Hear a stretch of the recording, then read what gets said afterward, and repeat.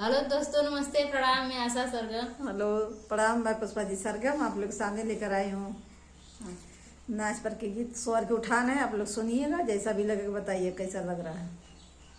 मोरे पीछू मारे कटहर का पेड़वा के कटहर फरेला गोपेदारे ननदा कटहर फरेला गोपेदारे ननदा कटहर फरेला कटहर मोतोरी तोरी भरनी डलरिया के बेचन चलीला बाजारे ननदा बेचन चलीला बाजारे ननदा बेचन चलीला। वही रे बजरिया में ससुर का मांगेला कटहर उधारे ननदा मांगेला कटहर उधारे ननदा मांगेला कटहर। असजिया जोरे कटहर खींची मायूंगी उनहु का फूटे कपारे ननदा उनहु का फूटे कपारे ननदा उनहु का फूटे कपारे ननदा उनहु का फूटे। मोरे पीछू मारे कटहर का पेड़वा कटहर फरेला गोपेदारे ननदा कटहर फरेला गोपेदारे ननदा कटहर फरेला कटहर मोतोड़ी तोड़ी भरनी डलरिया का बेचन चलीला बाजारे ननदा बेचन चलीला बाजारे ननदा बेचन चलीला।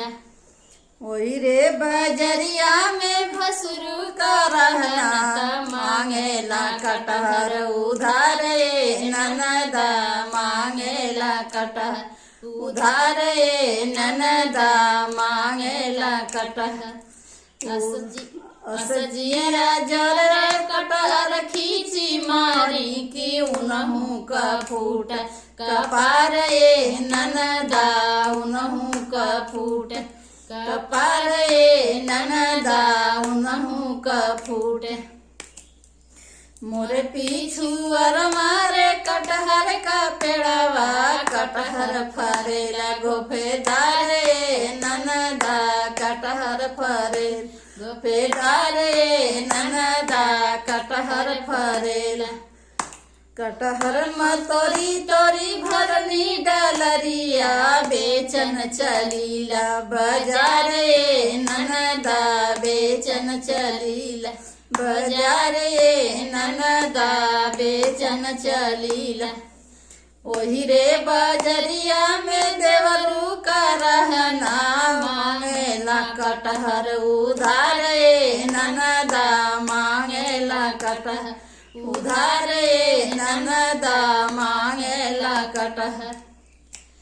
असजिया जरे कटहर खींची मारी उनहु का फूट कपारे ननदा उनहु का फूट कपारे ननदा उनहु का फूट।